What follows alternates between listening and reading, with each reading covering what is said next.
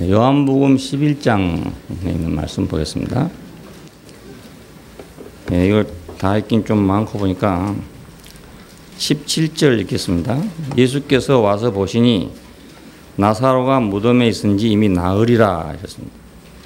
사람이 죽었습니다.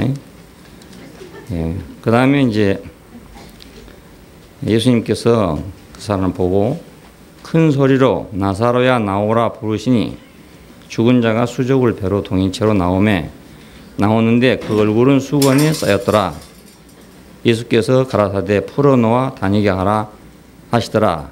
이런 내용입니다. 여러분 이건 많이 아는 내용인데요. 그 마르다와 마리아의 오라버니 그 나사로가 죽은 사건입니다. 이 사건을 이제 가지고 예수님께서 이거 살렸다 그런 내용이거든요. 어떻게 죽은 사람이 살릴 수 있나? 기도한다고 살아나나? 이건 대단히 어려운 문제죠. 황당한 문제고 또요. 안 믿어지죠, 여러분들이. 안 믿어질 겁니다. 죽은 사람을 기도한다고 살아나겠나? 병든 사람도 혹시 모르지만 죽은 사람은 또 나으리가 됐다는데 그 썩어 냄새납니다 그러는데 그걸 기도한다고 살아났다. 이건 세상에서 믿을 사람이 없지 않겠어요. 그런데 이런 말이 있어요. 근데 이건 이제 사복음서 가운데 요한복음에만 기록된 말입니다. 다른 복음서에는 없고요. 좀 특이한 건데 왜 그러냐면 요한복음은 생명에 관한 계시를 표현하려고 쓴 책입니다. 그래서 이 말이 이제 들어와 있습니다. 다른 데는 없는데 이 사건 자체가 사실이냐 아니냐 이건 저도 모르고 여러분도 모르고 아무도 모르죠. 그때 당시에 있는 사람들밖에 모르니까 오늘 우리가 그런 사건을 여기서 본다 하더라도 안 본 사람은 또 모를 거란 말입니다. 지금 있다 하더라도 역시. 그러니까 이 사건 자체가 지금 있냐 없냐 이건 우리가 따져봐도 아무 의미가 없는 그런 일입니다. 근데 구약 성경에도 이런 사건이 또 하나 있어요. 열왕기하 4장에 보면은 그 엘리사가 활동할 때 그 생도에 그러니까 제자의 그 아기가 죽어가지고 엘리사가 가서 살려줬다 이런 기사가 있습니다. 그래 유대인들에게는 이런 기사가 전혀 없는 기사가 아니고 이렇게 종종 있는 일이라는 겁니다. 늘 있는 건 아니지만 종종 있었던 일이기 때문에 유대인들에게 이 일은 그럴 수도 있는 일이라고 생각하지 우리처럼 절대 불가능하다 이렇게 생각하지 않는다는 겁니다. 그런 그 역사적 경험이 있으니까. 그래서 여기서 뭘 우리에게 말씀하려고 하는 것인지 그것을 아는 것이 중요하다고 생각이 됩니다. 엘리사의 사역과 관계된다. 이 말은 지난번에도 말씀드린 대로 그 예수를 볼 때 사람들이 이 사람이 누구냐 이겁니다. 이 사람이 누구냐. 이 사람이 과연 메시아냐 아니냐. 이스라엘을 구원할 자냐 아니냐. 이게 문제입니다. 이스라엘을 구원할 자라면은 이러이러한 사람이어야 된다. 이런 게 있습니다. 이스라엘을 구원할 사람은 엘리사 같은 사람이어야 되고 모세 같은 사람이어야 되고 이런 문제가 있단 말입니다. 그러니까 예수님의 사역을 지금 복음서에서 이렇게 얘기한 이유는 그냥 얘기한 게 아니고 이스라엘의 대망, 이스라엘의 소망, 그 이스라엘의 기대 그거하고 관계되고 또 이스라엘의 관념하고 관계돼요. 그래서 구약의 사건하고 이렇게 연계가 되어 있습니다. 그 500여 5,000명을 먹일 때도 모세는 광야에서 우리에게 만나를 줬는데 너는 뭘 주겠냐 이렇게 나오잖아요. 그러니까 항상 이스라엘 사람들은 메시아를 대망하는 그런 백성이니까 그 어떤 사람이 오냐 이제 모세 같은 사람이 오냐 엘리사 같은 사람이 오냐 이게 지금 관심이란 말입니다. 그래서 이런 문제들을 뽑아서 지금 복음서를 기록해 놨습니다. 그러니까 이거 전혀 터무니없는 걸 기록했다고 할 수도 없고요. 왜 그러냐면 그렇게 먼 시간이 아니잖아요. 이 성경을 기록한 시간이 이 사건 날 때로부터 그렇게 먼 시간이 아니기 때문에 전혀 터무니없는 기록을 했을 수는 없는 일이고 뭔가 있었기 때문에 기록은 했을 건데 그렇다고 해서 우리가 꼭 그것의 역사성을 어떻게 증명하느냐 이렇게 하기는 어렵단 말입니다. 왜냐하면 다시 그 재현이 안 되니까 또 하면 되면 되는데 안 되니까 요즘에도 그냥 병 고치는 사람들이 있어요. 그러니까 그걸 보면 아 예수님도 병을 고치겠구나 이렇게 할 수 있잖아요. 근데 죽은 사람 살린 일은 요즘 없기 때문에 이걸 다시 재현하거나 증명할 방법이 없습니다. 예, 그래서 죽은 자를 살린다는 이 문제가 성경 전체를 흐르면서 어떻게 변해가는가를 자세히 보면 왜 이런 말이 나오는가를 알 수가 있어요. 예, 죽은 자를 살린다. 죽은 자를 살린다. 그 죽은 자라는 개념이 이제 육신이 죽은다는 개념에서 시작해가지고 예, 영이 죽은다. 사람이 죽은다. 이렇게 발전하고 그 죽는다는 궁극적인 개념이 결국 하나님과의 관계가 끊어진 것이다. 이렇게 이제 개념이 발전한 것입니다. 그 성경의 그 계시가 다른 거하고 다른 건 바로 이것입니다. 처음부터 딱 처음 꿈에서 만들어진 그런 게 아니고 점진적으로 이렇게 가면서 처음에는 육신의 죽음밖에 모를 거 아닙니까? 사람이란 게.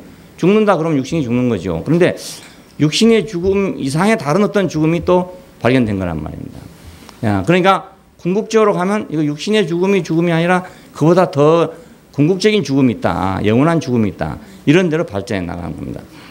자, 우리에게 중요한 건 이제 그것입니다. 육신은 어차피 죽을 건데 육신의 죽은 것 말고도 영원한 죽음이 또 있는가? 이게 문제 아니겠습니까? 예.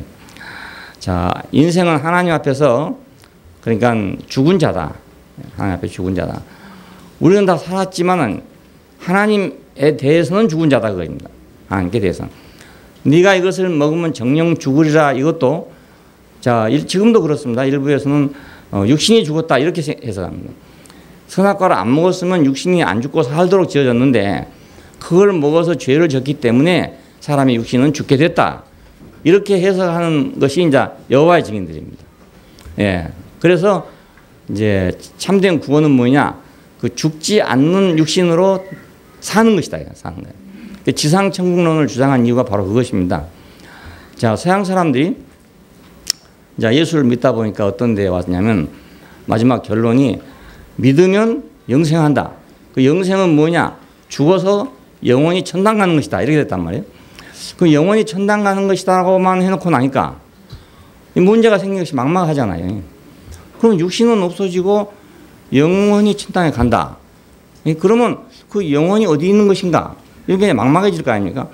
이것이 막막해지다 보니까 여호와의 증인이 나왔어요. 아니다. 영생이라는 것은 그런 게 아니고 우리 육신이 영원히 살아야 그 영생이지. 육신이 안 살고 어떻게 영생을 할 수 있냐.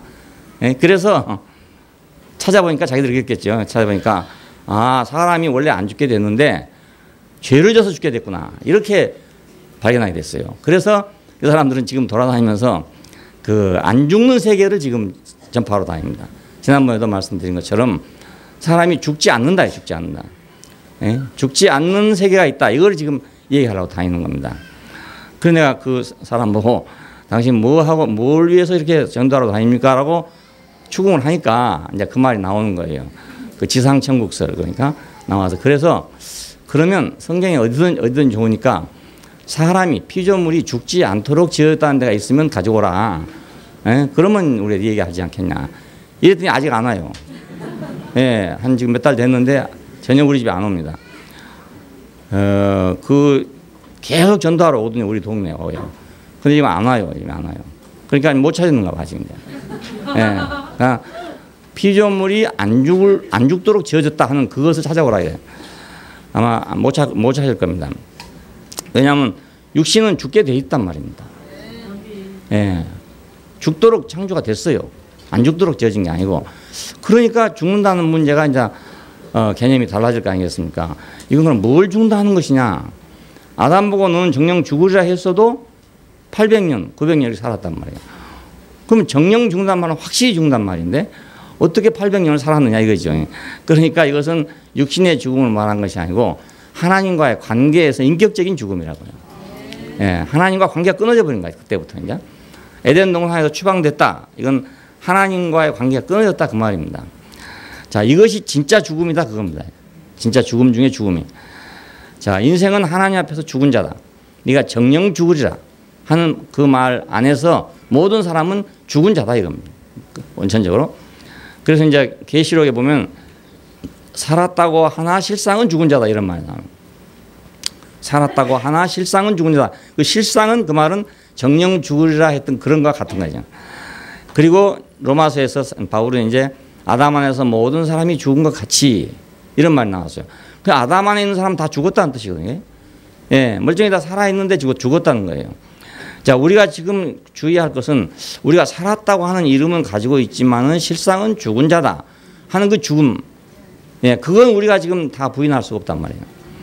예, 육신의 죽음이야 당연한 거 아니야 이겁니다. 뭐, 그건 어쩔 수 없는 거, 우리가 원하는 건 아니지만은 모든 만물이 다 죽는 거니까 그 중에 사람만 안 죽으라는 법은 없단 말입니다. 사람도 피조물의 한 종류라고 생각한다면 안 죽을 수가 없는 거죠. 자, 물질이니까 안 없어질 수 없는 거 아닙니까? 어떤 물질이라도. 야, 그래서 피조물로서의 인간은 죽을 몸이죠. 우리가 성경에 말할 때 너희 죽을 몸도 살리시다 이런 말이 나와요. 너희 죽을 몸도 살리실 것이다. 그리고 그 몸의 변화 이런 걸 얘기합니다. 이것은 그 죽을 몸을 얘기합니다. 피조물로서의 몸이죠. 쉽게 말하면. 그 내가 이 몸 안에서 탄식하는 것은 이런 말이 나오는데 피조물로서의 그 몸을 얘기합니다. 예, 그 제한된 몸, 제한받을 수밖에 없는 몸.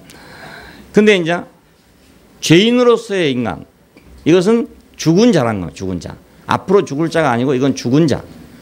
그러니까 우리가 성경에서 죽은 자 할 때는 이것은 죄인으로서 얘기합니다. 인간을 얘기합니다. 죽을 자, 이건 피조물이죠. 예, 피조물. 그럼 산 자는 누군가? 그건 의인이겠죠. 예, 의인만이 산 자 아니겠어요? 그 의인이란 말은 하나님과의 관계가 정상적인 사람이다 이 말이거든요. 하나님과의 관계가 정상적인 사람은 산 사람이다 이겁니다. 산 사람. 자, 그래 우리가 여기서 이제 거듭난다 하는 것도 이런 의미입니다. 다시 난다, 다시 산다. 어떻게 사는 거냐? 하나님과의 관계가 정상화됐다 그 말입니다. 예, 하나님과의 관계가 정상화됐으면 하나님과 사이에서 살아난 거죠. 살아나서 말도 하고 대화도 하고 뜻도 통하고 이러니까 지금 살아있는 거 아니겠습니까? 죽은 시체하고 나하고는 말이 안 통하지만은 산 사람끼리는 말이 통하잖아요. 살았으니까. 자, 거듭났다 하는 말은 하나님과 우리가 이제 관계가 개선됐다. 관계가 열렸다 그 말입니다. 다시 열렸다. 그러니까 거듭났다는 말이고 우리 목숨이 다시 난 것이 아니죠. 우리가 인격적으로 하나님과의 우리가 관계가 다시 열렸다. 이런 말입니다. 그러니까 이런 사람은 산 자가 되는 거죠. 산 자. 자, 예수님은 죽은 자를 살리러 왔다. 예수님이 오신 것은 뭐하러 왔냐? 바로 그 죽은 자를 살리러 왔다. 죄인으로서 인간이기 때문에 죽었잖아요. 그 죽었다는 건 하나님과 관계가 끊어졌단 말입니다. 그래 죄인 죽은 자를 살리러 왔단 말은 하나님과의 관계를 연결하려고 왔다 이 말입니다. 다시 회복시키려고. 예. 예수님이 오신 것은 우리하고 하나님하고의 단절된 관계를 회복하려고 왔다. 살리러 왔죠. 그 요한복음 3장 16절에 그 유명한 말이 그 영생할 것이다. 믿으면 영생할 것이다. 하나님이 세상을 이처럼 사랑하사 독생자를 주셨으니 누구든지 저를 믿는 자마다 멸망치 않고 영생을 얻게 하려 하십니다. 이 영생은 하나님과의 그 삶을 얘기합니다. 하나님과의 삶. 그러니까 하나님과의 삶이 끊어졌죠. 그 동산 안에서는 하나님과 같이 살았는데 함께 살았는데 동산을 벗어날 때부터 하나님과의 삶이 끊어졌단 말입니다. 그러니까 영생이라는 것은 우리가 길게 산다는 말이 아니고 하나님과 사는 것이 회복된다 그 말이거든요. 예. 그 영생은 질적인 문제겠죠. 그러니까 예, 양적인 문제가 아니고 질적인 문제입니다. 우리가 어떻게 사느냐 하는 문제죠. 하나님하고 사느냐 나 혼자 사느냐 이 문제입니다. 예, 또 나쁘게 말하면 하나님하고 사느냐 아니면 사탄하고 사느냐 이런 문제가 되는 거고요. 자, 생명이란 건 그 관계입니다. 그러니까 영생을 얻게 하려 하십니다. 또 10장 10절에 보면은 예수님이 오신 것은 내가 온 것은 생명을 주고 더 풍성히 주려고 왔다 이런 말이 나옵니다. 자, 이것은 이제 아까 관계하고는 조금 다르게 우리의 삶을 풍요롭게 하려고 왔다. 예, 그런 뜻입니다. 자, 그래서 요한복음을 우리가 쭉 보면 전부 이렇게 같은 맥락으로 쓰여져 있어요. 1장을 보면 세상 죄를 지고 가는 하나님의 어린 양을 보라 이런 말이 나옵니다. 이것은 하나님과의 관계를 회복하려면 그 근원적 문제가 해결될 거 아닙니까? 야, 이것이 죄라는 문제입니다. 세상 죄를 지고 간다, 짊어지고 간다. 이것은 관계를 회복시키려고 그 원인을 제거하고 있는 어린 양을 얘기하고 있는 것입니다. 왜냐하면 이것은 이제 우리는 잘 모르는 얘기지만 이스라엘 사람들은 그 백성의 죄를 위해서 성전에서 그 양을 잡아가지고 제단에다 드린단 말이에요. 그 피를 지성소에 가지고 가면 여호와께서는 백성의 죄를 사하신다 이겁니다. 이런 관념을 가지고 있습니다. 그러니까 세상 죄를 지고 가신 분이다 이렇게 표현되고 2장에 가면 혼인집에 들어가서 이제 포도주를 만드신 사건이 나오잖아요. 자, 이것은 혼인잔치를 풍성하게 했다 이 말이니까 이건 생명의 풍성이잖아요. 그 혼인잔치는 인생 중에서 가장 즐거운 잔치입니다. 그 가장 즐거운 잔치에 지금 포도주가 떨어졌다. 예? 그러니까 인생에 가장 행복한 어떤 것이 끊어졌다 그 말 아니겠어요? 예, 이것을 풍족하게 했다 이런 뜻입니다. 그 다음에 3장에 가면 니고데모에게 다시 나지 않으면 한 말이 나오고 3장 15절에 가면은 인자도 들려하리니 뱀을 든 것처럼 모세가 광야에서 뱀을 든 것처럼 인자도 들려하리니 이는 저를 믿는 자마다 영생을 얻게 하려 하십니다. 그럽니다. 이것이 바로 이제 다시 나게 한다는 뜻입니다. 다른 삶을 살게 된다. 다시 나게 된다. 하나님과 관계 없던 삶에서 하나님과 관계 있는 삶으로 살게 된다. 이런 말입니다. 그 다음에 요한복음 4장에 가면 이제 목마른 여자가 나옵니다. 낮에 물길로 왔던 여자. 그래서 남편이 5이지만은 그래도 만족이 없는 그런 여자를 만나게 되는데 이 여자가 예수님을 만나고 나서 물동이를 버려두고 동네에 내려가서 와 보라. 이 사람이 바로 우리가 기다리던 그 사람이 아니냐. 이렇게 했다는 말이 나옵니다. 이것은 인생의 목마름을 해결해 주는 분이었다. 이런 뜻이거든요. 만족해 줬다. 그 다음에 이제 5장에 가면 병들고 무기력한 자들을 고쳤다 하는 문제가 나옵니다. 그리고 6장에 가면 굶주린 백성을 먹였다 하는 말이 나와요. 자, 지난번에 말씀드렸으니까. 그리고 7장에 가면 종교에서 목마른 자들에게 생수를 줬다. 이 말은 명절 끝날 마지막 날에 서서 외쳐 가라사대 누구든지 목마르거든 내게로 와서 마시라 이런 말이 나오죠. 이 명절 끝날 이것은 이스라엘 사람들이 그 절기를 지키는 절기인데 가령 유월절 뭐 수장제 이런 절기가 있는데 이 절기들은 이 사람들의 종교적인 축제입니다. 그러니까 이 절기에서 자기들이 충만함을 가져야 된단 말이에요. 예, 가져야 되는데 거기서 이제 형식적인 종교 생활을 하다 보니까 충만함이 없을 거 아니겠어요? 예, 그래서 누구든지 목마르거든 내게로 와서 마시라는 말이 나옵니다. 종교에서 목마른 사람. 자, 오늘 우리 가운데도 그런 게 많잖아요. 종교에서 목마른 사람들. 열심히 하기는 하는데 새벽 기도도 하고 못하고 다 하는데 뭔가 목말라 가지고 있는 사람들. 이런 사람들이 많거든요. 이런 사람들이 이리도 가고 저리도 가고 교돌이가 돼가지고 이제 돌아다니는 겁니다. 예, 교돌이. 이 교회 가보고 또 안 되고 저기 가봐도 또 안 되고 이렇게 하고. 그 사람 자신에게도 문제가 있고 교회에도 문제가 있고 그렇죠. 예, 그 사람 자신이 잘못돼가지고 있어도 못 먹고 그러고 돌아다니는 사람도 있고 아니면 없어서 못 먹는 경우도 있고 그렇습니다. 그래서 이제 교돌이가 탄생하게 된 겁니다. 이게 종교에서 목마른 사람들이죠. 8장에 가니까 이제 죄를 용서해 주는 사건이 나왔죠. 가늠하다 현증에 붙들린 여자에게 네 죄를 사해 준다 하는 말이 나오게 됩니다. 이건 다 생명에 관계된 거죠. 예, 지금 그 인생 사람의 삶에 지금 관계된 문제란 말입니다. 그리고 9장에 가면 눈먼 자를 보게 해줬다 이런 말이 나옵니다. 자, 이것도 전부 생활이죠. 눈을 감고 사는 거하고 눈을 뜨고 사는 거하고 삶이 전혀 다르지 않습니까? 예, 다른 삶이죠. 눈을 뜨면 글자를 모르다 글자만 알아도요 다른 세계가 나옵니다. 문명자가 그냥 살아요. 이렇게 다 돌아다니면서 살고 다 살아요. 다 사는데 글자를 모르지 않습니까? 글자를 모르면 활자를 모르니까 책도 못 보고 신문도 못 보고 다 못 봅니다. 저기 신호판을 봐도 글자는 모르고 짐작으로 아는 거예요. 저거 지금 빨간불이니까 이렇다 그런 식으로. 우리가 초창기에 선거할 때도 기호로 했잖아요. 몇 번 해가지고.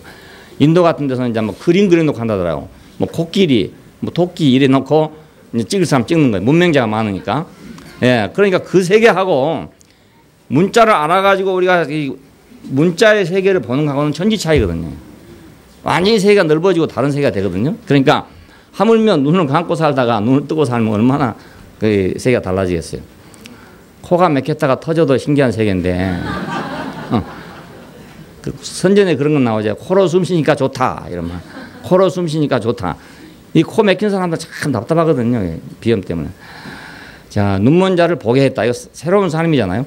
그 다음에 10장에 가면 이제 선한 목자로서 양들에게 생명을 주러 갔다 이 말이 나옵니다. 그리고 11장에 가면 이제 죽은 자를 살렸다는 말이 나와요. 그리고 12장에 가면 부활에 관한 말이 나옵니다. 요한복음은 전체적으로 새로운 생명에 관한 계시를 써놓은 것입니다. 예, 사건은 여러 가지지만 내용은 다 하나입니다. 예, 어떤 한 생명의 삶, 그 삶으로 가는 길, 그 삶에서 일어난 일, 그걸 지금 얘기하고 있거든요. 자, 오늘 우리가 본 이 말씀은 바로 11장에 나오는 죽은 자를 살렸다 이 문제입니다. 그냥 이것이 반드시 뭐 무덤에서 있었냐 없었냐 이런 문제가 아니고 그렇게 표현되지만은 문제는 죽었다가 살았다 이겁니다. 죽은 자가 살았다. 썩은 자가 살아났다. 예? 썩은 자가 살아났다. 냄새 난 자가 좋은 냄새가 났다. 악취가 나던 사람이 향기로운 냄새가 났다. 이런 문제죠. 결국에. 죽은 자가 살아났다. 이런 문제니까. 그래서 예수님은 죽은 자를 살리러 왔다. 살았다. 목마른 자에게 물을 주려고 왔고 예를 들면 이거 살리는 거란 말입니다.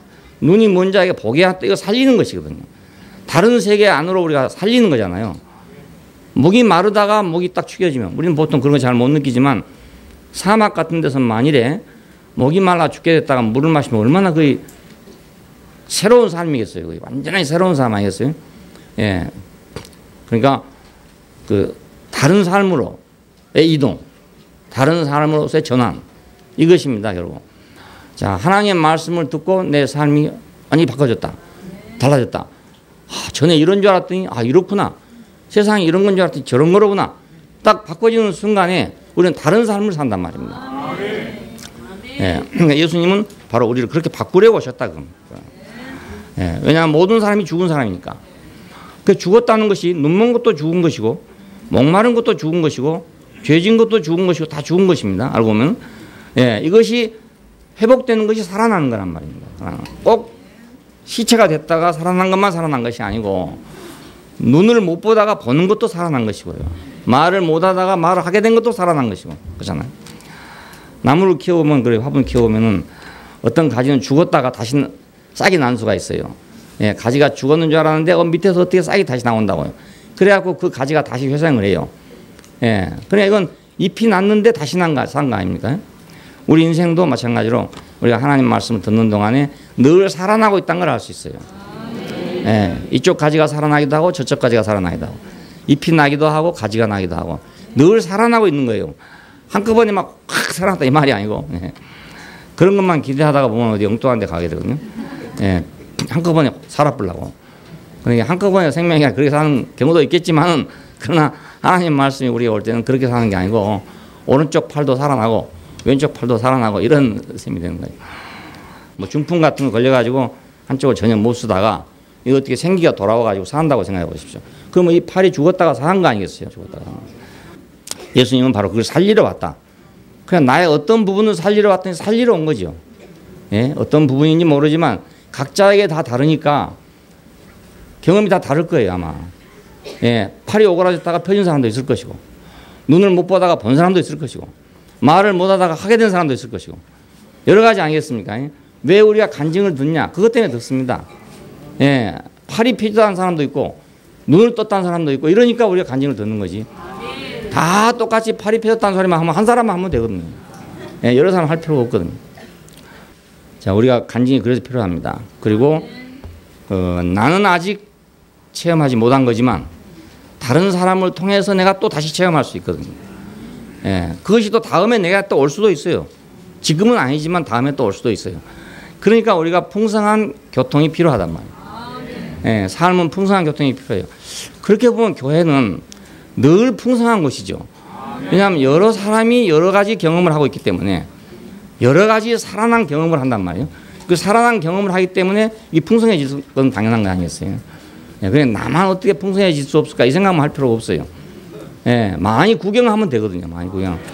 많이 들으면 되고 왜 그 사람이랑 똑같은 사람 아닙니까? 예, 뭐 저 사람하고 나하고 전혀 다른 사람이 아니고 다른 종류의 인간은 없어요. 예, 그 창세기에 보면은 새를 종류대로 무엇을 종류대로 뭘 종류대로 다 종류대로 만들었다고 그래요. 근데 사람은 종류대로란 말이 없습니다. 그러니까 어떤 사람도 다 하나라는 겁니다. 한 사람이. 그러니까 어떤 사람이 팔이 펴졌다 그래도 그것도 나고 어떤 사람이 말을 못하다 말을 하게 됐다 그것도 나고 전부 나예요. 다 알고 보면. 남이 아니고 나란 말입니다. 자, 그래서 그 사람의 경험 안에서 내가 발견되는 것이고 또 내 경험 안에서 그 사람이 발견되고 이렇게 해서 교통이 서로 된단 말입니다. 남의 일로 생각하면 아무 의미가 없어요. 나하고 전혀 다른 사람이다 이렇게 생각하면 아무 관계가 없죠. 예수님도 마찬가지입니다. 나하고 아무 상관없는 사람 같으면 그분이 뭘 했더니 나하고 아무 관계가 없어요. 예, 그분하고 나하고 운명적인 관계가 있기 때문에 그분이 행하신 모든 일이 나한테로 오는 거지. 만일에 아니 개구리가 죽었는데 나하고 무슨 상관이 있겠습니까? 그렇잖아요. 예. 소가 지금 구제역 걸렸는데 누구 우는 사람 없잖아요. 물론 농사 지은 사람들은 울고 있겠지만은 소하고 나하고 다르니까 사람이 그렇게 죽는다고 생각해 보십시오. 가서 막 지금 사람이 뭐 걸려갖고 할 수 없이 매장해야 된다. 그래 주사 한 방씩 나가지고 그냥 잠재워가지고 그냥 부덩이 파고 집어넣는다고 생각해 보십시오. 그 끔찍한 일 아니겠습니까? 이 얘기만 들어도 정신병 걸릴 사람 많을 거라고요. 사람을 그렇게 묻은다면요. 와, 닭이고 뭐 오리고 이런 걸 자루로 말입니다. 한 자루씩 갖다가 차에다 잔뜩 싣고 와가지고요. 그냥 들이붓더라고요.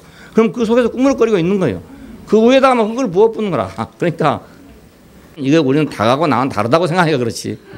그 닭이 나다고 생각하면 그 사람 견디겠어요. 안 되죠. 야, 그러니까 남이 아니고 나다. 저 사람하고 나하고는 지식이 다르고 성격이 다르고 환경이 다르고 이런 게 다를 뿐이지 그 사람이란 것 자체는 다 똑같단 말입니다. 예, 어떤 사람은 다른 사람이 아무도 없어요.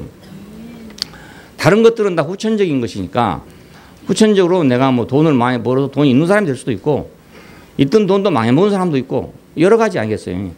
또 없다고 언제든지 없겠어요. 또 다시 생길 수도 있고 모르는 사람은 배우면 되고 그렇잖아요. 예, 모른다 할 거 없어요. 배우면 되는 거니까. 예수님은 죽은 자를 살리러 왔다. 내 인생을 살리려고 왔다. 예, 나사로를 살리듯이 나를 살리려고 왔다. 나도 어쩌면은 죽은 지 나흘이 돼서 냄새나는 부분이 있을지도 모르잖아요. 그걸 살리러 왔단 말입니다. 예, 근원적으로는 하나님과 내 관계가 그렇다는 거지. 자, 예수님은 그래서 자기 자신을 나는 부활이요 생명이다 그랬습니다. 그 마리아가 살 것이다 그러니까 예, 마지막 날에는 살 줄로 믿습니다 이랬습니다. 그래서 유대인들 속에 그 최종적인 부활 사상이 있었다는 걸 볼 수 있어요. 왜 바리새인들은 부활을 믿는 사람들이고 사두개인들은 안 믿는 사람들이다 이럽니다. 그러니까 그 마지막 날은 부활한다 이런 막연한 사상을 가지고 있었는데 그 말인가 보다 싶어서 했더니 예수님이 그게 아니고 나는 지금 부활이고 그 말입니다. 나는 지금 나는 부활이요 생명이니 나를 믿는 자는 죽어도 살겠고 살아서 나를 믿는 자는 영원히 죽음을 보지 않는다. 이렇게 말씀하셨어요. 자, 나는 부활이요 생명이니. 자, 예수님 자신이 부활이요 생명이다. 자, 부활이요 생명이신 분을 만난 것이 내가 사는 거다 그 말입니다. 예, 부활이요 생명이신 분을 만난 것이. 이것은 부활은 뭐고 생명은 뭐냐 하겠지만 산 자를 만난 거란 뜻이에요. 그러니까 하나님 앞에서 죽은 자만 있는데 내가 산 자를 만났다. 나도 죽은 자 있는데 산 자를 만났다 그 말이거든요. 산 자가 내게로 오면 내가 산 거다 이 말입니다. 예, 산 자가 내게로 왔으니까 이 산 자를 내가 믿게 됐다. 그 여기 믿는다는 말은 항상 그 안으로 믿는다는 말이거든요. believe in 하니까 그 안으로 믿는다는 말이거든요. 그러니까 받아들인다는 뜻입니다. 내가 그 사람을 내가 받아들이면 그 말입니다. 그 사람 자신이 부활이요 생명이니까 내가 그 사람을 받아들이면 나는 부활이요 생명이다 이런 뜻이죠. 야, 그러니까 내가 혼자 어떻게 살 생각을 하면 안 되고, 예, 생각해 보십시오. 어떻게 살겠어요, 내가 그냥 예, 꾸물꾸물하니 살아나겠습니까? 어떻게 살아나겠습니까? 그 살아난다는 게 아니잖아요. 산 사람을 만나니까 내가 산다 이 말입니다. 예, 산 사람을 내가 접수했단 말이에요. 내가 받아들였어. 그랬더니 나도 그 사람이 되더라. 자, 그러니까 이 사람이 진짜 사람이구나 라고 내가 딱 받아들이니까 나도 그런 사람으로 살게 될 거 아니겠습니까? 예. 예, 예수님을 보고 이 사람이 진짜구나 그렇게 내가 받아들이고 나면 나도 그 사람을 살게 된다고요. 예, 이게 살아난 거잖아요. 살아난 거. 예, 다른 생명으로 살아난 거예요. 생명은 밖에서 온다. 예, 밖에서 온다. 나사로야 나오느라 하니까 나왔더라 이 말이요. 나사로가 저절로 그 속에서 뭘 깨달아 나온 게 아니고, 예, 나사로가 그 속에서 힘을 내 갖고 나온 것도 아니고, 용을 써 나온 것이 아니라 나오느라 하니까 나왔다거든요. 나오느라 하니까. 자, 이것은 생명은 밖에서 온다는 걸 말해요. 우리에게서 창조적인 모든 건 다 밖에서 옵니다. 예, 창조적인 모든 건 다 밖에서 내 속에서 나온 것 같지만 그렇지 않아. 나는 당연히 접수하는 기능을 갖고 있을 뿐이지 발생하는 건 밖에서 발생해요. 다시 산다. 이것도 밖에서 들어온 것이고 우리가 쉽게 말 용서를 생각해 보십시오. 내 스스로가 나를 용서한다고 용서가 되겠어요? 예, 용서가 밖에서 와야 내가 용서가 되는 거 아닙니까? 사랑도 마찬가지죠. 밖에서 나를 사랑해야 사랑이 나한테 오는 거지. 내가 스스로 사랑을 만들겠냐 이겁니다. 예, 내 스스로 사랑을 만들 수 없거든요. 내가 사랑을 받을 때 내가 사랑을 받는 거지. 내가 그 받는 사랑을 내가 만들 수는 없어요. 내가 남에게 사랑을 할 때는 내가 줄 수 있지만은 내가 사랑을 받는 사랑은 내가 누가 줘야 내가 받는 거지. 안 주는데 내가 그 사랑은 받을 수 없어요. 내가 남을 사랑하는 사랑과 남이 나를 사랑하는 사랑은 다르단 말입니다. 그렇잖아요. 내가 사랑을 받았을 때 그 사랑하고 내가 남을 사랑할 때 그 사랑하고는 성질이 다르다고요. 그러니까 내 혼자 하는 것은 내가 남을 사랑할 수는 있지만 내 혼자는 나 받을 수는 없는 거죠. 누가 나를 사랑해야 받는 거 아닙니까? 네. 그러니까 용서도 사랑도 증오도 전부 다 바깥에 있습니다. 우리 인생 속에 들어있는 건 아니란 말입니다. 속에 있지 않아요. 다 밖에서 들어와요. 밖에서. 자, 이걸 이제 부정하면 불교가 되는 겁니다. 네, 이걸 이제 부정하고 용서도 사랑도 증오도 다 내 안에 있다. 창조도 다시 나는 것도 다 내 안에 있다. 다만 이것이 가려 있어 가지고 발표가 안 돼 그런 것 뿐이지 껍데기만 벗기면 다 내 안에 있다. 이게 불교입니다. 근데 우리는 거기까지 못 들어가서 이제 모르지만은 이제 우리가 그냥 아는 이게 범인들이 아는 것은 밖에서 온다. 밖에서 온다. 예? 사랑도 밖에서 오니까 내가 사랑 받은 줄 알겠더라. 증오도 누가 나를 증오하니까 내가 증오를 받는 거잖아요. 예, 용서도 내가 용서하니까 내가 받는 것이고요. 내 스스로는 할 수가 없거든요. 예, 내 생명도 내 스스로 왔습니까? 내 스스로 온 거 아니지 않습니까? 예, 부모로부터 내가 왔단 말이에요. 그냥 모두 다 밖에서 왔지요. 나는 밖에서 온 것을 내가 받아가지고 마치 꼭 흙이 씨를 받아가지고 무엇을 내는 것처럼 그런 역할이죠. 흙의 역할이죠. 예, 내가 씨의 역할이 아니란 말입니다. 씨는 밖에서 오고 나는 그 씨를 받아가지고 생산해내는 거잖아요. 인생의 위치가 이것입니다. 우리 기독교적인 인생관은 이것입니다. 불교적인 인생관은 씨가 자기라는 거, 자기가 씨라 이겁니다. 그냥. 씨가 자기 속에 있는데 사람들이 몰라 그렇다 이거고 우리는 씨는 나한테 없고 씨는 하나님께 있는 거다. 예? 우리한테 와서 그 씨가 재배되는 거지 우리가 씨는 아니다 이겁니다. 절대로. 자, 그래서 이제 우리가 신앙생활 하면서도 자기가 씨가 되려고 하면 엉뚱한 데로 가게 됩니다. 예, 자기가 밭이 되려고 그러면 정도로 가게 되는데 자기가 씨가 되려고 하면 이제 엉뚱한 길로 갈 수 있습니다. 씨. 왜 그게 잘못되냐면 씨가 아니기 때문에 그렇습니다. 예, 씨가 씨 되는 건 쉽지만은 씨가 아니고 흙인데도 불구하고 자기가 씨가 되어버렸단 말이에요. 그러면 잘못될 거 아니겠습니까? 예. 자, 우리 인생이 왜 밖으로 나갔습니까? 선악을 아는 나무의 열매를 먹고 나갔다. 그건 씨가 되어버렸다. 이게 씨가. 선악을 아는 씨가 되어버렸어. 씨가. 예. 그러니까 죽지 않으면 안 되는 것입니다. 씨가 잘못되면 그건 죽는 수밖에 길이 없어요. 다른 방법은 없습니다. 다 밖에서 온다. 예수님은 부활이요 생명이시다. 그러니까 부활이고 생명이신 그 생명을 내가 받아들이면 그 말입니다. 그걸 내가 인정하면 아, 저것이 부활이요 생명이구나. 저 생명이 진짜 생명이구나. 우리가 볼 때 십자가에 달려있는 것은 죽은 거지만 저 사람이 진짜 사람이구나. 저 생명이 진짜 생명이구나. 그걸 내가 받아들이면 그 말입니다. 그걸 내가 인정하게 될 때 내 정체성이 달라지잖아요. 예, 나도 그런 사람이구나. 나도 그 사람이구나. 그래서 이런 사건이 발생했습니다.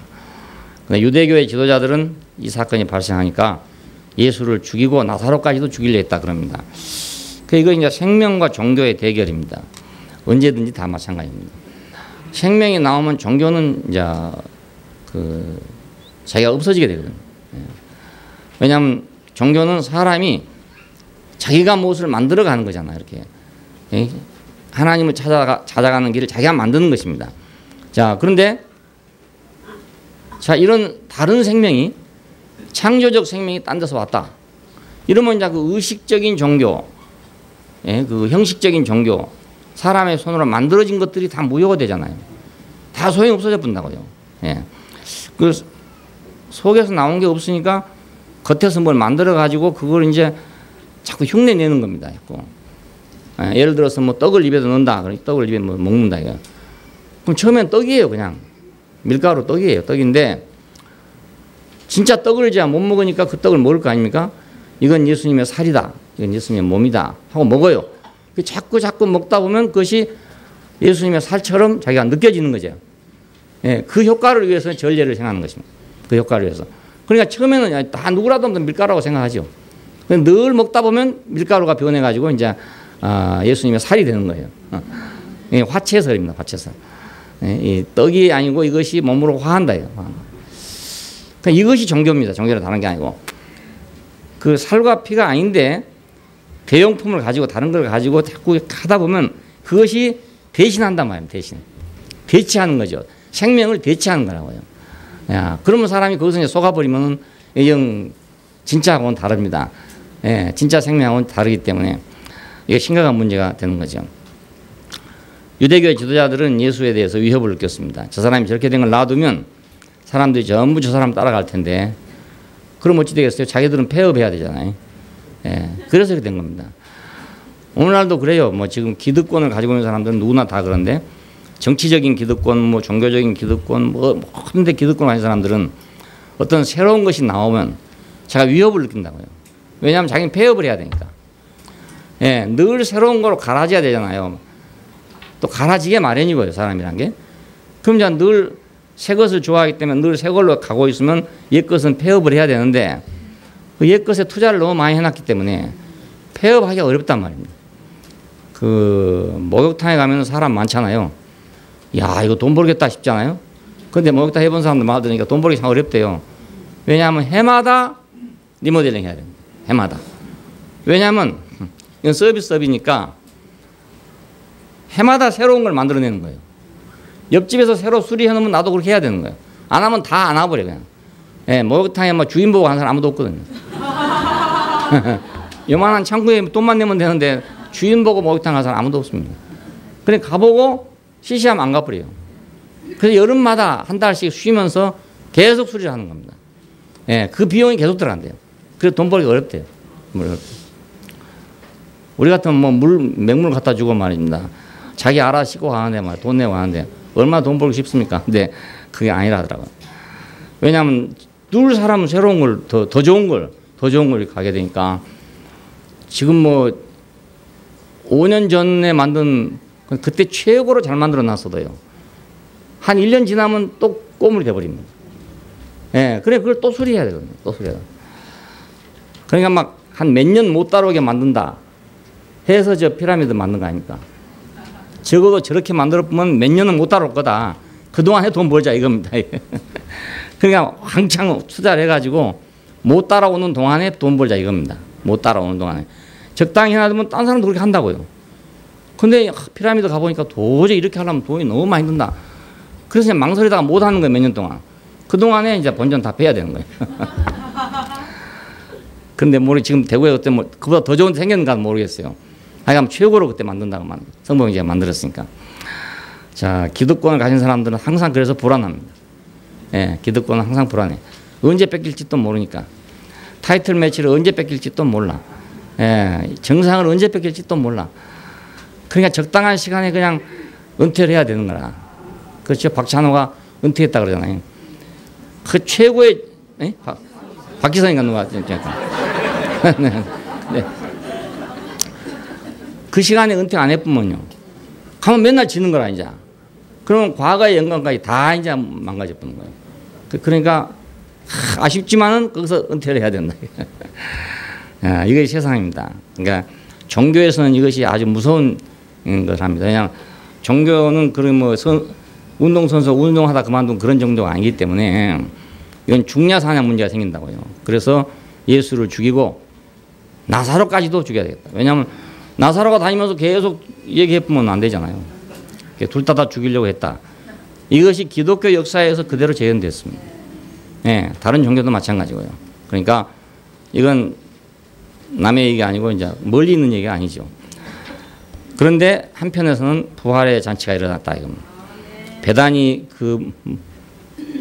어떤 문둥이 집이란 말도 있고 여러 가지 있어요.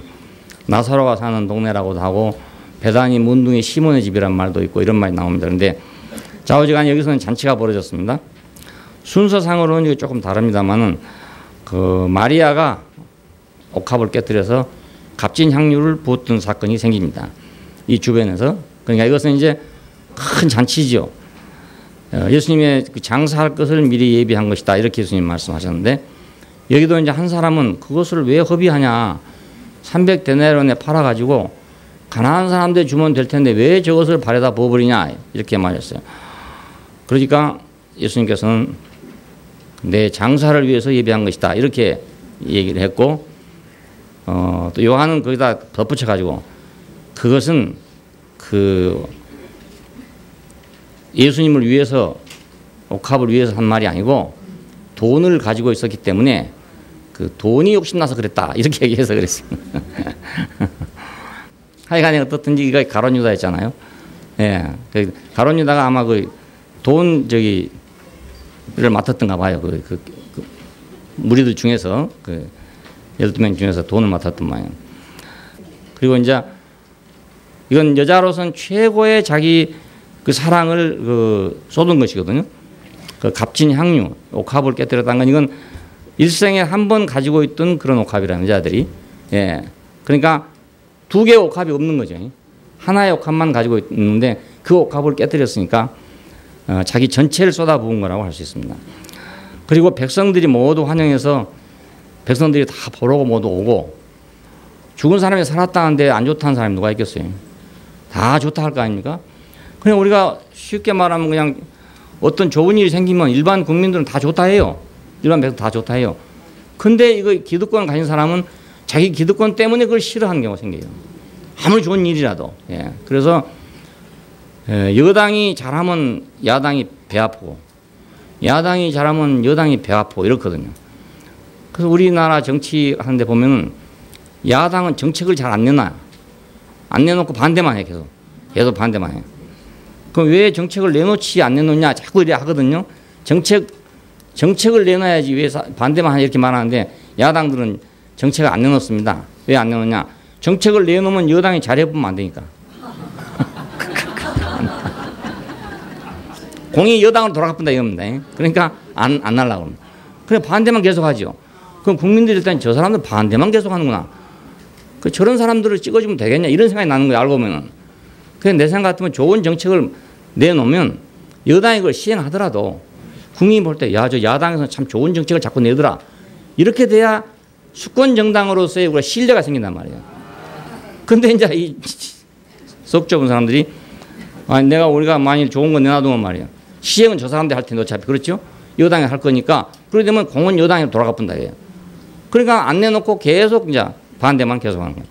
그러면 이익이 있는 게 아니고 반대로는 아이고 저런 사람한테 맡기면 맨 저렇게밖에 안 되겠다. 뭐 좋은 생각도 없으면서 저 맡기면 되겠네 이래 생각해요. 그래서 여당이 오랫동안 해먹었어요. 사실 알고 보면은 야당을 보면 늘 불안하거든요. 맨 반대만 하니까 불안하다고요. 그러니까 저런 사람한테 정권을 맡기면 안 되겠다 이런 생각이 자꾸 든단 말이에요. 그게 마이너스예요. 예, 백성들은 환영을 했다요. 백성들 환영. 오늘날도 마찬가지입니다. 백성들은 환영합니다. 새로운 말씀이 나오면 백성들은 환영합니다. 예, 자유가 오면 환영하고요. 예, 사랑이 오면 환영하고 다 순진하니까. 그리고 이제 헬라인들이 와가지고 이방인들이죠. 와가지고 예수님을 만나기를 청했다 한 데가 나옵니다. 요한복음 12장 20절에 보면 그런 데 나옵니다. 이것은 이제 이방 사람들까지도 예수님의 소문을 듣고 예수님을 만나고 싶어 했다. 이걸 기록하려고 좀 써놓은 건데, 이때가 예수님의 그 인생에서 절정기입니다. 절정기. 예루살렘으로 막 들어가고 백성들이 막 몰려오고 이방인들까지 막 찾아오고 막 이런 사건이 나는 게 절정기에 이르고, 그 절정기에 이른 것만큼 또 그를 죽이려고 하는 사람들의 음모도 절정기에 이르렀습니다. 예, 이래서 결국 마지막에 가서 예수를 죽이게 된 겁니다. 가만히 있었으면 안 죽이죠. 인기 없으면 안 죽이죠. 예, 우리 교회도요, 이름 없을 때는 아무 말도 안 하더라고요. 우리 지금 30년이 넘었잖아요. 근데 뭐 그냥 이름 없고 몇 명 안 모일 때는요, 아무도 말 안 해. 다 아는 사람도 없고요. 그러면 나는 그냥 그렇게 조용히 살았으면 쓰겠다 이렇게 생각했어요. 소문 안 내고. 근데 이거 어떻게 소문이 자꾸 난단 말이에요. 소문이 나니까 지금 신경 쓰고 있단 말입니다. 예, 이걸 못 살아나게끔 하려고 이제 막 방해를 계속 하는 거예요. 예, 어차피 이런 세계가 우리 앞에 있으니까 이제 이럴 때 그냥 처음 생각처럼 아이고 조용히 있어가지고 그냥 시끄럽지 않게 하자 이랬으면은 될 것 같지만 안 그러고 이제 완전히 이거 뭉개려고 들어오거든요. 그러니까 이거 살아남으려면 이제 또 이제 터져 나가야 되는 거라. 더 열심히 전도하고 더 열심히 나가야 되는 거야. 예, 안 그러면 이거 그냥 저절로 뭉개버리니까. 예, 예수께서 하늘의 밀로서 영광을 얻을 때가 왔다 이렇게 말씀했습니다.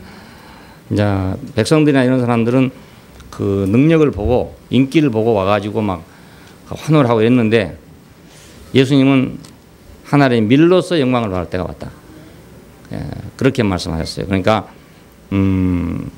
자기가 죽을 것을 아시고 자기가 죽음으로써 이 일이 커질 것이다 이렇게 생각하신 것 같아요. 예, 그렇게 생각하는 경우가 많잖아요. 그러니까 하늘의 밀이 땅에 떨어 죽으면 많은 열매를 맺는다. 그 말은 자기 자신이 죽음으로써 이것이 영광이 퍼지겠구나 이런 말이라고 할 수 있죠. 결국 참된 영광은 이렇게 하늘의 밀로서 얻어지는 영광이 참된 영광이라고 할 수 있습니다. 예. 세상의 영광은 자기 노력에 의한 영광이지만 하나님 나라의 영광은 죽음에 의한 영광이기 때문에 내 한 사람이 죽으면 많은 사람이 산다. 자, 이래서 생기는 그런 영광이니까 예수님께서는 그걸 예견하신 것 같습니다. 자, 예수님은 죽은 자를 살리러 오신 분이다. 그리고 죽은 자를 지금도 살리시는 분이다. 예, 나를 죽은 자 가운데 살렸다. 그리고 지금도 나를 살리고 있다. 그리고 내 생명을 풍성하게 해주고 있다. 지금도 내 생명을 풍성하게 해주고 있다. 만약 그분이 내 생명 안에 관여하지 않는다면 나는 더 이상 풍성해질 것이 없단 말입니다. 예, 근데 그분이 관여하심으로써 내 인생은 새로워지고 또 풍성해지고 점점 더 풍성해지고 양으로 하여금 생명을 얻고 더 풍성히 얻게 하려 한 것이다. 예, 우리가 주님을 따르는 길에는 갈수록 더 풍성해진다는 걸 볼 수 있습니다. 요한복음 1장에서부터 시작해가지고 마지막까지 강한 동안에 생명은 계속 자라고 풍성해진다. 예, 그걸 우리가 볼 수 있습니다. 우리 인생에서도 마찬가지고 우리 믿음 안에서도 마찬가지고 처음보다 점점 풍성해진다. 범위가 넓어진다. 이런 걸 우리가 알 수 있어요. 예, 사람과의 관계도 달라지고 모든 게 다 달라진다. 조금씩 달라진 것 같지만 굉장히 달라진 겁니다. 예. 늘 이 안에 있으니까 얼마나 달라진지 몰라요. 그냥 바깥에 나가보면 많이 달라진 거 알게 되죠. 예.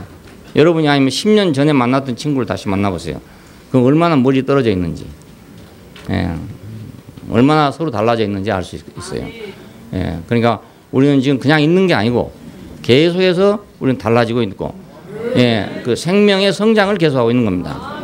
예. 왜냐하면 그 생명이신 세계 안으로 들어왔고 생명의 주님을 만나서 가기 때문에 우리는 그냥 있는 게 아니고 저절로 가고 있는 거예요. 크고 있는 거란 말입니다. 내가 열차를 타고 있으면 저절로 가는 것처럼 내가 이 생명의 노선에 지금 들어와 있기 때문에 나도 모르는 사이에 늘 가고 있는 거예요. 무슨 영향을 통해서든지 가는 거예요. 간증을 통해서든지 말씀을 통해서든지 뭘 통해서든지 계속 가고 있는 겁니다. 이것이 이제 인격의 변화죠. 결국 변화입니다. 우리가 갑자기 하늘에서 막 뚝 떨어져 내려오는 건 없어요. 예, 그런 건 없고 그렇게 되면 좀 잘못될 수도 있어요. 하늘에 뚝 떨어져 오면 잘못될 수도 있어요.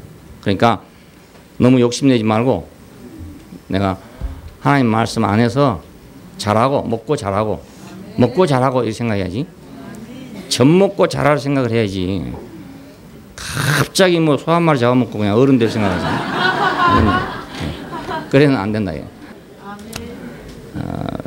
예수 안에 산 자 안에 부활이요 생명이신 자 안에 그분의 목적을 따라서 우리가 부름 받았으니까 그분 안에서 우리는 자라간다고 하는 걸 배웠습니다. 기도하십시다. 네, 감사하신 아버지 하나님, 우리를 죽은 가운데서 살게 하신 것을 감사합니다.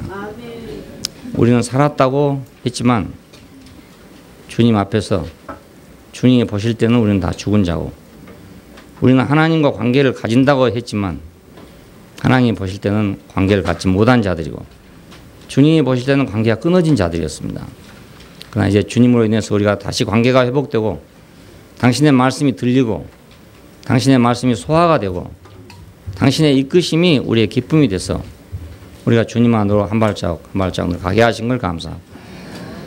주님, 마지막에 우리가 베다니의 잔치집처럼 주 예수님을 최고도로 기쁘게 할 수 있는 사람들이 되게 하여 주시기를 원합니다. 값진 옥합을 깨뜨려서 향유를 부은 것처럼 우리 인생이 쏟을 때가 있게 해주시기를 원하고, 우리 인생이 향기가 발할 수 있는 데가 있게 해주시기를 원합니다. 영원히 갇혀있는 옥합이 아니라 깨어지는 옥합이 되기를 원합니다. 주 예수님 이름으로 기도합니다. 아멘.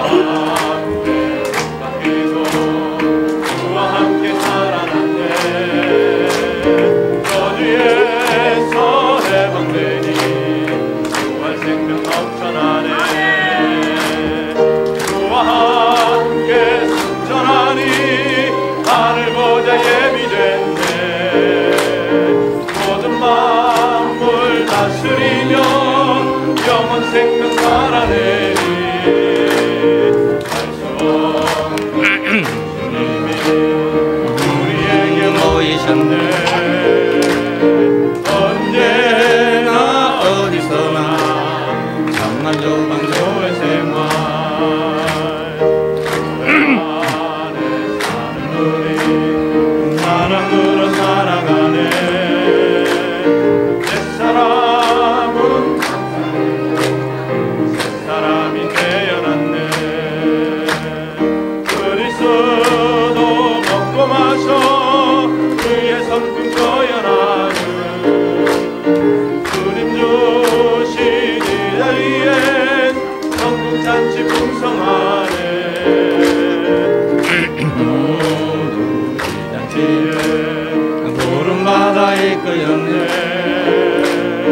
세상에서 볼 수 없는 이 잔치를 누리리라.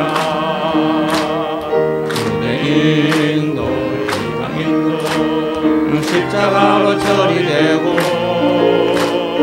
하나님의 거처로서 이어지며 이어지네. 사도들과 선지자들 이 집 위에 터를 닫고 생명으로 양육하여 하나님의 권속했네. 같은 모양으로 수정같이 맑게 보여